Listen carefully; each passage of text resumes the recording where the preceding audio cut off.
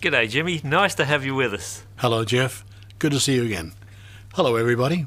Jimmy, when did you first become involved in music? It goes back a long way, Jeff. I come from a musical family. My parents were vaudevillians, singers, dancers and storytellers, and myself and my brothers and sisters just sort of followed on from there. How old were you when you started performing? About 10. Prior to that, I was mostly always watching and absorbing and observing.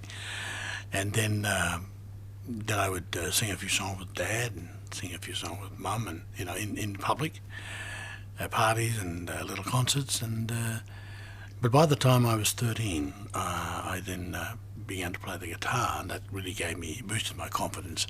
So really, between 10 and 13 was the years that I started to think seriously about getting on the road.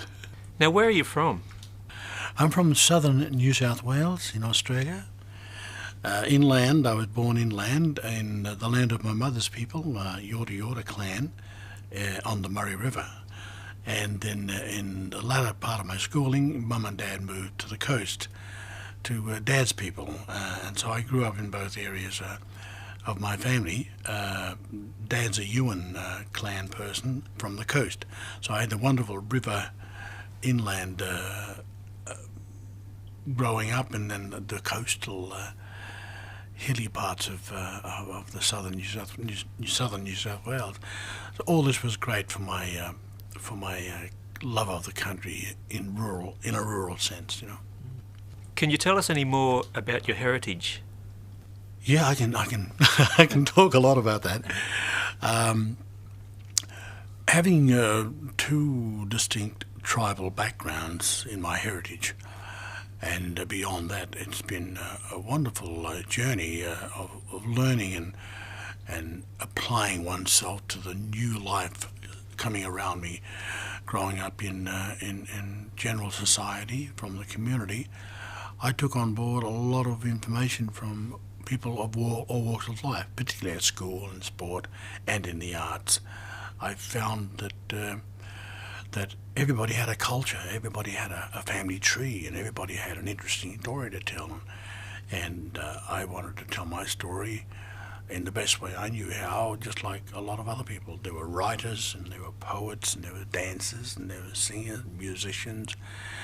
And in my early stage, I thought, gee, if I can do that, I'll feel really part of the whole nation growing up, and I can express myself personally and culturally and artistically. And so all of that was really just building the foundation of my wanting to be a travelling troubadour, if you will. When did you first hear the song Morning Town Ride? On radio, of course. I was always listening to radio for songs to learn and just enjoy entertainment. And the Seekers, our big international Australian group, sang many songs, and that was the one that really captured my imagination, I thought, because I loved being a child, and I loved working with children, and every song that's about or written and performed for children I love. And Morning Town Ride was always in my mind somewhere when I went and sang at school or parties. And the kids would jump in. Not only that, but the adults love it too. And I'm glad that I had a chance to sing that with you, Jeff. You've been performing for quite a while now. Tell me about some of the highlights. Numerous highlights. I had some Royal Command performances. Who was it that you performed for? The Queen Mother in Adelaide Festival of Arts back in the 80s. No, in the 60s, I'm sorry. And I did some acting in movies, stage and big screen, and awarded different recognitions for my contribution to the nation. What were some of the awards that you received? The Mo Award, which we have in our industry, is a humanitarian award, and I got that, and I was also awarded Aboriginal of the Year, and of course gold records and silver record awards. And currently, I've just received what we call the Red Ochre Award from the Australian Aboriginal Arts Board for my contribution over the years, the Red Ochre, and I've got a Gospel Award for my gospel contribution musically.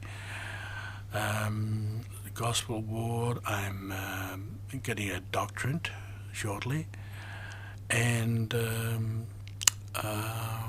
Wasn't there an ARIA award as well? yeah, I'm forgetting about them all. Just going on looking for the next challenge. But you know, I'm in a wax museum in life size, and I look at myself and that can't be me, you know. And Hands of Fame and things like that. I've realised that I've not been too idle over the years. I've been scoring points along the way, and but the thing I like is I'm giving to a nation that gave me a chance to be what I wanted to be, just a well-liked entertainer. Now that's amazing that you've won so many awards. How does that make you feel as a performer? Oh, it does make you feel special, Jeff. It's because you don't set out to get this. You set out to enjoy your life and do what you can with your ability. And when you get wonderful accolades and citations and awards and certificates and medals, you realise that you're going about your business, but a lot of important people are taking note and are putting your name down for your contribution, and it's building up, and it says, gee, your nation appreciates you, and that's a lot to get from a nation. When you think about the nation of people are strangers, yet we're friends in a distant sort of way. And it's the kind of things you expect from family, immediate family. But I look at all Australians and music lovers and entertainers as extended family members. So when they're all saying, well done, Jimmy, I accept what they have to offer, and I accept their compliments and their camaraderie and all those wonderful things. It makes me feel I'm going to do another, and I'm going to put more into what I do. And it's given me a lot of energy and a lot of pride and a lot of ideas of how to keep on keeping on, rather than come to a wall or a dead end and say, well, that's all I can do. I keep being inspired to look for new ways to entertain the public. Where have you travelled over the years? Just all over Australia. In what we call the tours, the mini tours and the major tours. I did have a chance with the WOMAD Festival to go abroad for the first and only time, and representing Australia. In the WOMAD Festival, we went to Hanover in Germany, and went to London to perform. I went to Seattle and Singapore, and in between dates of performing, it was kind of a little working holiday. I went to Hollywood and New York and Vancouver. So it was a wonderful trip just to see these places that I've seen on the screen and in magazines all these years. And here I was walking down those famous streets and realizing that I've been blessed in many ways with my music to be able to go that far. And when I arrived at London Airport, I think it was Heathrow, and it was odd and strange over the intercom. Would Mr. Jimmy Little please come to the information area or something? And there's millions of people walking around, and then Jimmy Little in the air, and nobody knows me here, And it just felt wonderful and crazy to be walking around the airport in London and have your name, called out. And a similar thing happened when I went to New Guinea, just off from Australia. I got off the plane there. I was performing there one weekend, and this little child's voice sang out across the tarmac, Jimmy Little, you know, where I'd never been there before. And it was also wonderful and strange. The organisers who had me come to New Guinea was at the airport, and the little girl recognised me. They were from Australia, so they knew me. And Jimmy Little.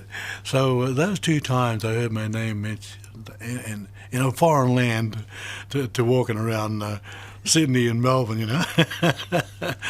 But those little things, they're little highlights in my life. You've been playing music for quite a while now. Tell me about your chart success.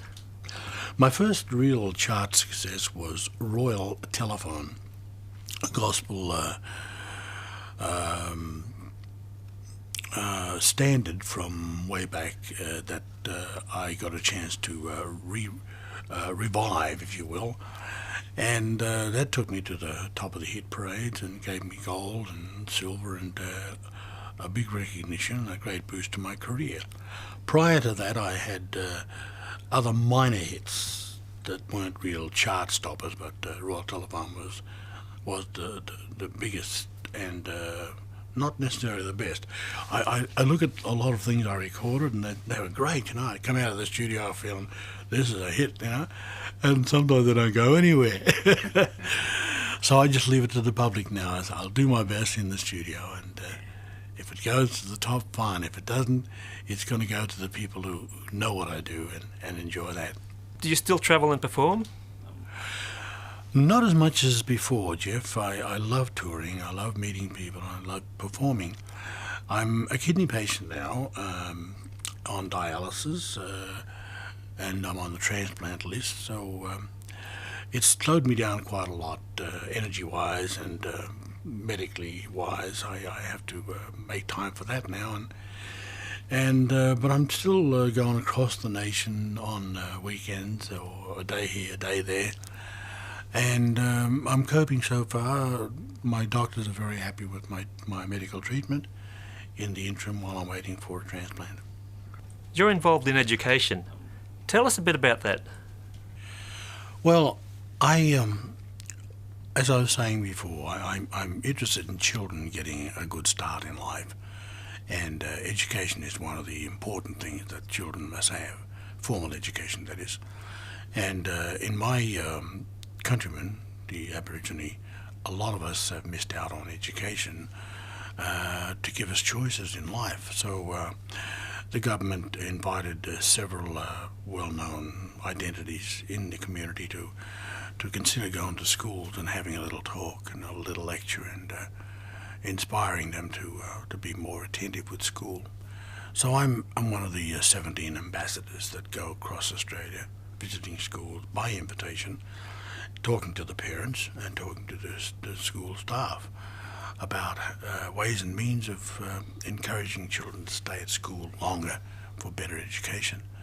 And in my little lectures, I give musical performances as well, and it's all part of the art program. So I enjoy all of that, and I just want to keep on inspiring others to do their best. We've been so honoured to have worked with you, Jimmy. Thank you, Jeff, for inviting me. It's good to catch up with the Wiggles again, and I thank you very much for that. And, ladies and gentlemen, nice to say hello to you. Hello, Joy. Now, you're a singer and a songwriter. When did you start singing? Oh, I think I started singing when I was about 8 or 9 years old, you know, and we were living south of Sydney at the time. My father was a school teacher. We moved around a good bit, and I used to do quite a lot of singing, vamped to a steel guitar my parents had, and then they had me taught to play guitar. Had a little tiny one made for me. I've still got it, actually, and of course, once I started singing and playing guitar, my sister sort of always had the idea that whatever you can do, I can do and probably do better. So she got into the act with a ukulele. So we began singing together quite a lot around, you know, just locally, that sort of thing. Then later when we moved to Sydney, we began doing local shows, you know, even though when we were just still at high school. After that, we went on to recording for a rodeo label and running our own radio show in Sydney on 2KY every Saturday night. So that's how I got into singing. When did you meet Slim? Met Slim about 1950, I think it was, and had come down to Sydney to do some shows for the same chap that we were doing a lot of shows with, a man called Tim McNamara. And Tim said, well, now we're going to be doing a lot of shows and a bit of touring, and you should meet the other people who are working in the show. So he brought us all out to his place in the afternoon, and then we were going to go to the showboat that night. It was a big ferry on the harbour where they had entertainment. So that's when I first met Slim, and we were doing all the same tours and shows, that sort of thing. He was down here recording for Regal Zonophone, so that's how we got together. We're all working together. Now, when did you marry Slim? In 1951. We married in 1951, and we ran quite a few shows around Sydney for a while, and then we went on the road in 1954. Slim is a famous musician in Australia. Can you tell me about some of his achievements? Yes, he had a very long recording career. He was the only singer in the world that had recorded, I think, for the one record company for 60 years.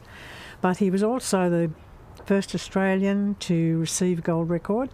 He was the first Australian to ever have an international record hit. He was the first singer in the world to have his voice beamed to Earth from space, from the Columbia shuttle. And he really, he was awarded more gold and platinum records here in Australia than any other Australian artist. And he has a catalogue of 107 albums. So he did quite a lot, but apart from that, he toured all of Australia, all the outback, as well as all the big cities. And people seem to think of Slim as a particular mate of theirs, whether they'd met him or not. I think that was one of the greatest achievements of all.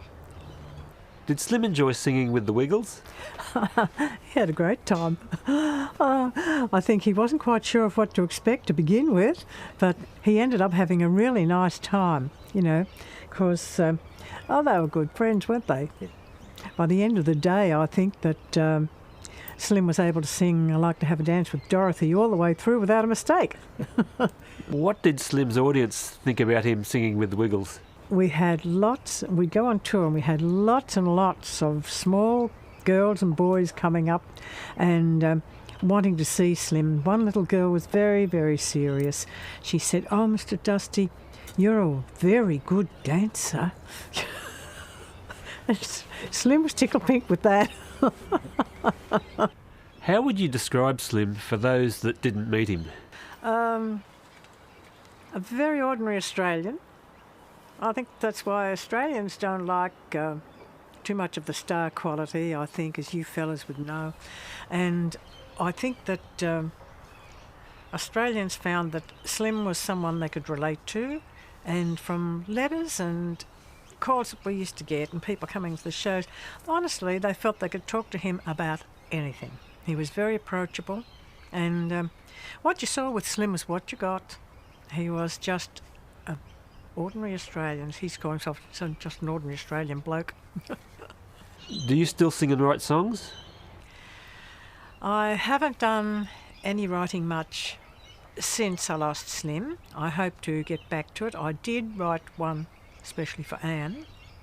I finished one actually that I had written, and she found the words and said she'd like me to finish it for her. So I did get down to do that, and I'm hoping to begin writing again. Thank you for sharing Slim's stories with us. Now, in recognition of Slim's work on It's a Wiggly Wiggly World, we'd like to present you with this award for sales in Australia and worldwide. Oh, Jeff, thank you. Oh, isn't that wonderful? Oh, look, thanks so much. Thank you, Jeff. And I'm so glad everyone's enjoying Slim's music, Jeff. Excellent. Bye. Hi everyone, it's Jeff Wiggle here. Now it's time to talk to our good friend Christine Anu via the Wiggly satellite. Hi Christine, can you tell us where you're from? Originally I come from the Torres Strait Islands, which is up past the pointy bit of Australia. In between Papua New Guinea and the pointy bit is the Torres Strait Islands. What was it like growing up in the Torres Strait Islands? It was lots and lots of fun. We didn't have playgrounds, but we went swimming all the time, and we played sandcastles on the beach, and we built a lot of humpies and cubby houses to play in, and we collected a lot of shells, just like Dorothy likes to do. Can you tell us about the song Tabanaba? Tabanaba comes from the eastern Torres Strait Islands, from an island called Stephen Island. And it's about going down to the reef and fishing and jumping in the dinghy and having a good fun time splishing and splashing around in the water. Can you tell us about the actions in the song? The actions go with the words, and it's just so that there are lovely little actions to go along with the pretty little words. Do all the songs from the Torres Strait Islands include actions? Lots of songs from the Torres Strait Islands include actions. There are 2 types of dancing styles. You can sit down, like we do in Tabanaba, to dance, or you can stand up, using instruments like a rattle and different types of things representing stars for navigation and storytelling, for fishing, and different sorts of things like that. So you can stand up dance or sit down dances, and you also have teams for boys and for girls. It's lots and lots of fun. Can you tell us a little bit about your career, Christine? My career started out as a dancer. I wanted to teach my cultural dances from the Torres Strait Islands to all of the audiences like you out there. And then from that, my interest grew into singing. And then I got signed to a record company and I started recording albums. That's when I went on to start doing TV, acting on television, and in movies. Wow! Can you tell us about some of the movies you've been in?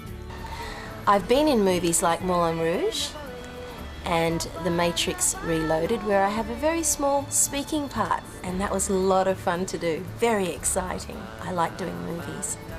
Thank you, Christine. It's been great speaking with you.